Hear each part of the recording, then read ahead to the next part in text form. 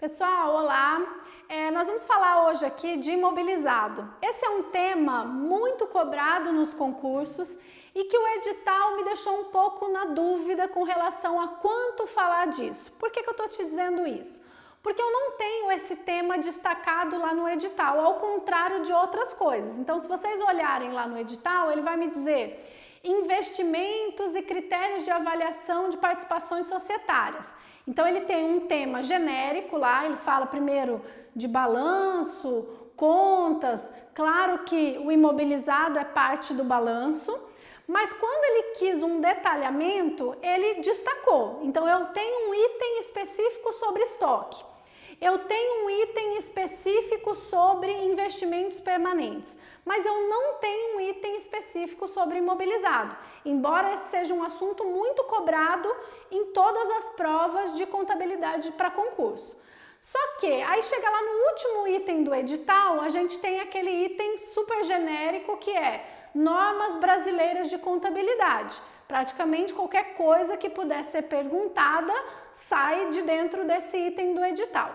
Qual é a linha de raciocínio que eu estou adotando aqui? Se ele especificou algumas coisas e não especificou outra, eu vou entender que o aprofundamento vai para esses itens que foram especificados.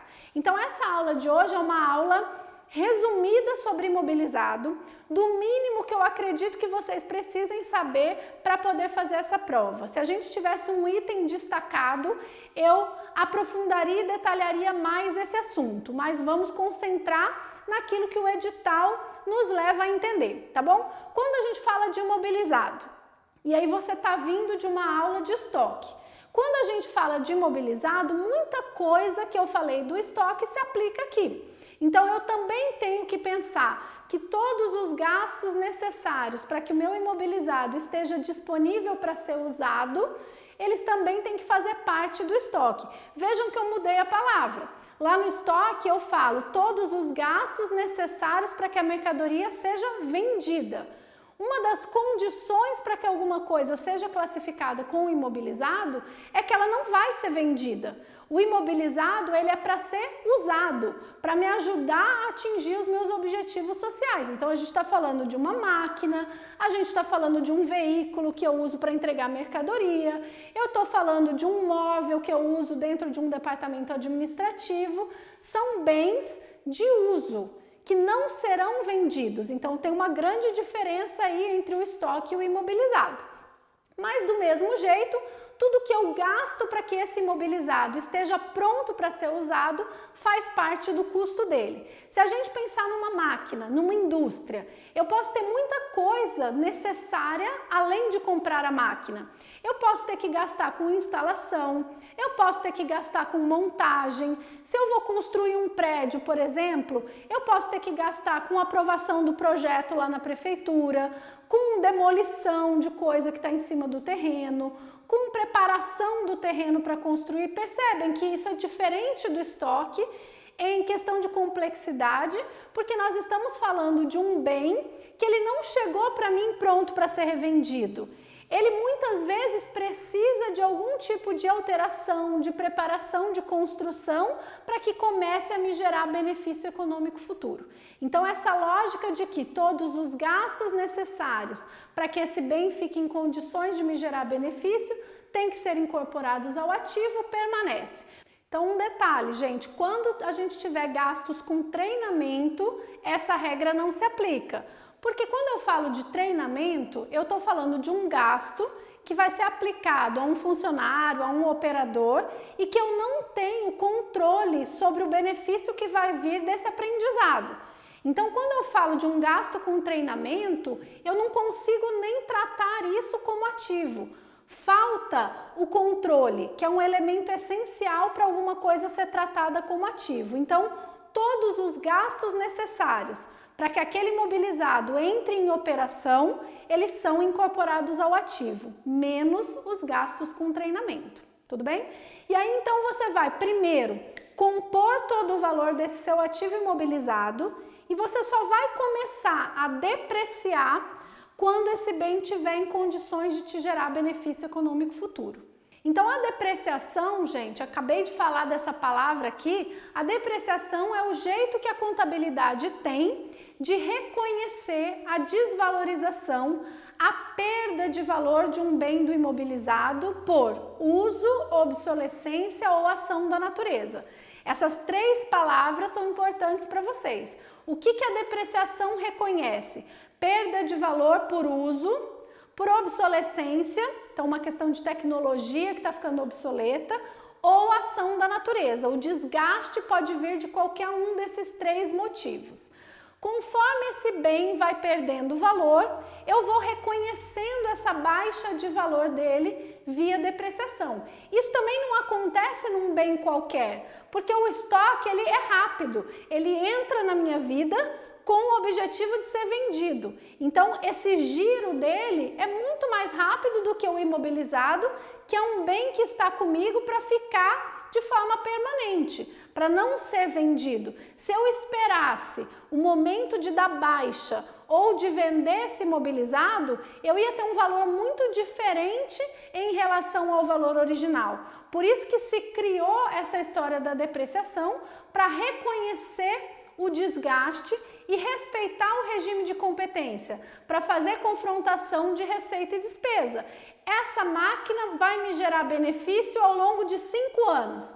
Então, ao longo de 5 anos, conforme eu vou tendo a receita decorrente dos bens que ela produz e eu estou vendendo, além de ter que pagar o custo da mercadoria, o salário das pessoas, a minha estrutura de funcionamento, eu também tenho que conseguir arcar com o desgaste dessa máquina para dizer que eu tive lucro ou prejuízo. Então, a depreciação vai ser contabilizada como uma redução do valor do meu imobilizado numa conta separada, chamada depreciação acumulada, e em contrapartida, ela vai ter uma despesa de depreciação lá no resultado, se eu não estiver falando de uma indústria. Quando a gente falar de indústria, eu vou falar disso separadamente. Então, hoje vamos pensar, depreciação acumulada é uma conta com saldo credor, uma conta redutora do imobilizado lá no ativo, e a contrapartida é uma despesa no resultado. Como é que eu calculo e como funciona a depreciação?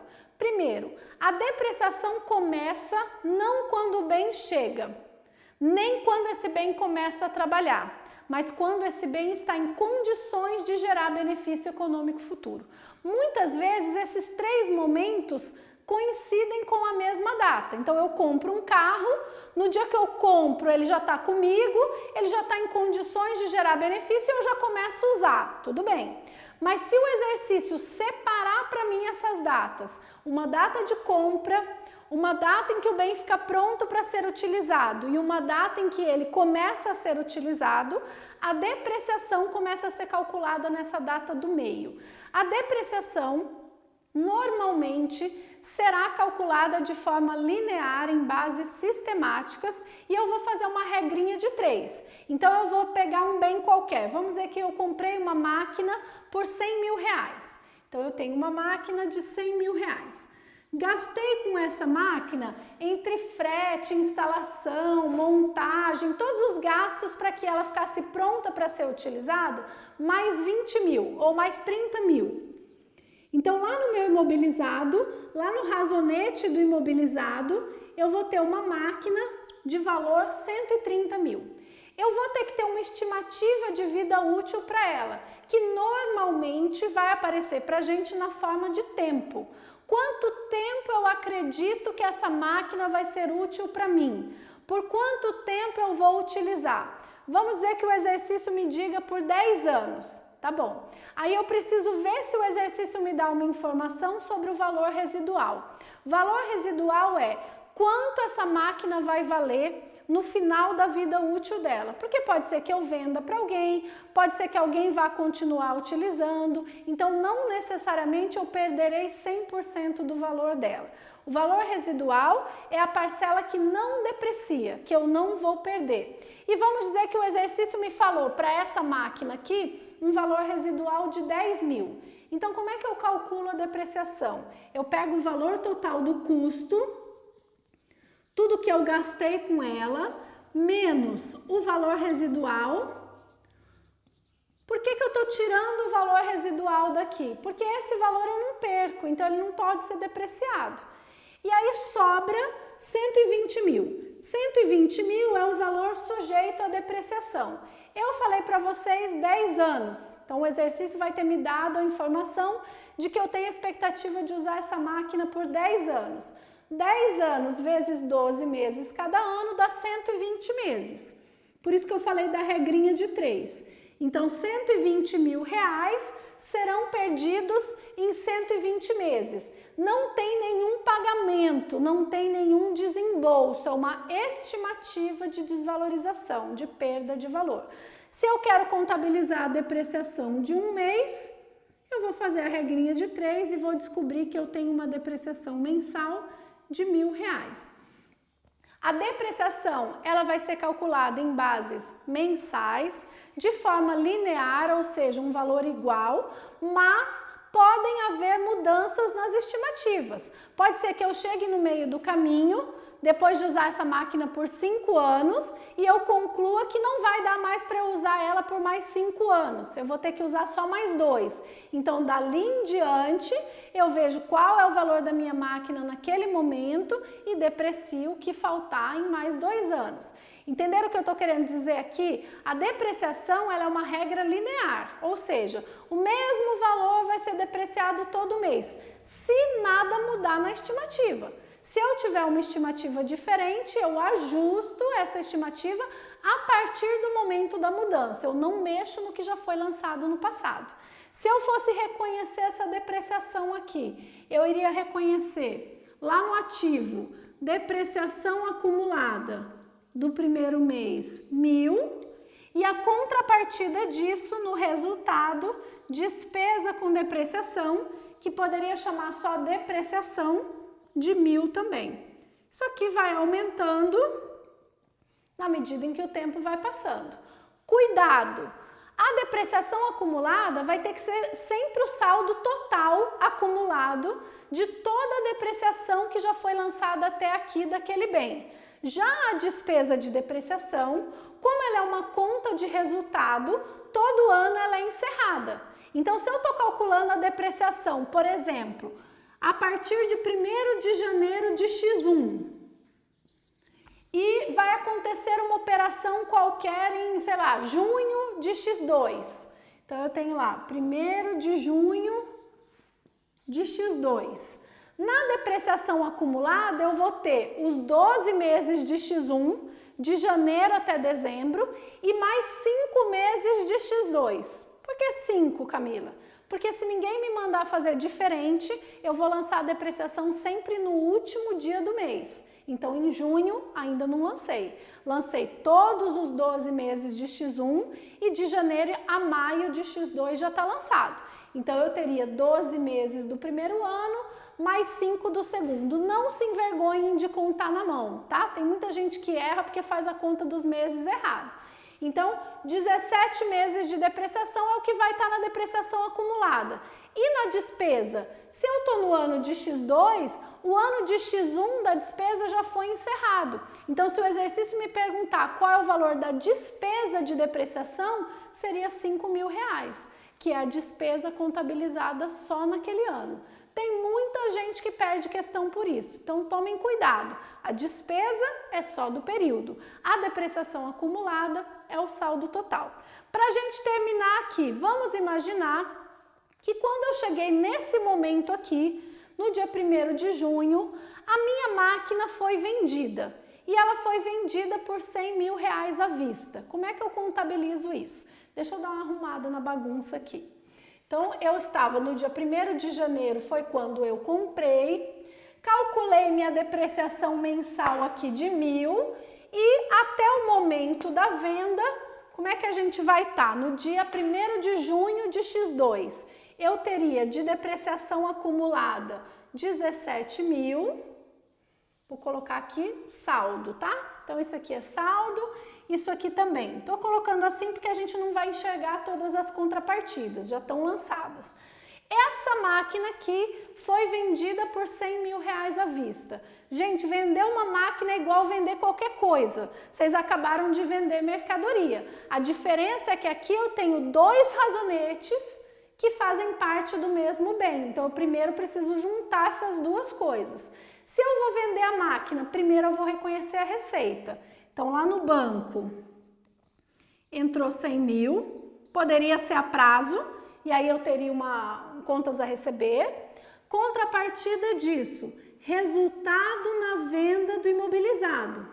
Eu não posso misturar essa receita com aquela receita bruta da venda de mercadorias. Lembra lá do artigo 187 da DRE. Eu não posso misturar com a receita bruta o meu faturamento com venda de imobilizado. São duas coisas em linhas separadas na DRE. Então, outro razonete para isso. Fiz o reconhecimento da receita, que é o passo 1. Vou baixar o bem. Se eu baixar 130 mil, vai ficar perneta aqui pendurada a minha depreciação acumulada. Essa depreciação acumulada, ela é parente inseparável aqui do imobilizado. Então, o que eu vou fazer? Eu vou primeiro carregar a depreciação acumulada para dentro do imobilizado. Como é que eu faço isso? Zero o saldo dela daqui, debito aqui, credito aqui. Então, essa conta deixou de existir e o saldo dela veio para cá. Quando eu olho agora para o meu imobilizado, eu tenho um saldo de 130 menos 17. Eu tenho 113. Esse é o valor que eu vou baixar. Então, eu vou baixar daqui 113 contra resultado na venda do imobilizado. Mais uma diferença aqui. Quando eu vendo operação com mercadorias, quando eu vendo uma mercadoria, eu tenho a conta da receita e do CMV. Quando eu vendo imobilizado, eu posso pôr tudo num razonete só. Então, eu tenho o resultado da venda do imobilizado. De um lado, a receita, do outro lado, o custo da baixa do bem. Quando eu olho para esse razonete aqui, eu tenho um prejuízo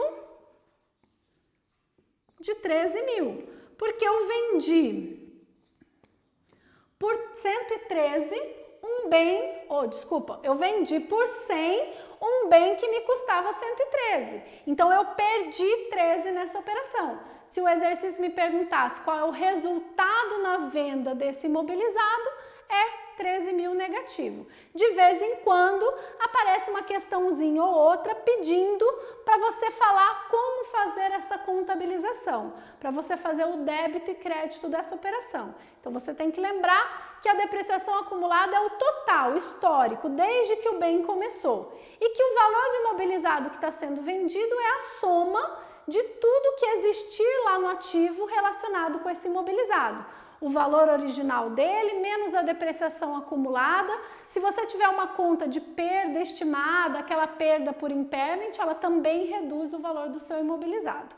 Beleza? Eu acho que para esse edital, isso que nós falamos aqui é mais do que suficiente. Vou fazer a mesma coisa com o intangível e aí a gente volta para o programa bonitinho do edital da forma como ele destacou lá, tá bom? Espero você na próxima aula.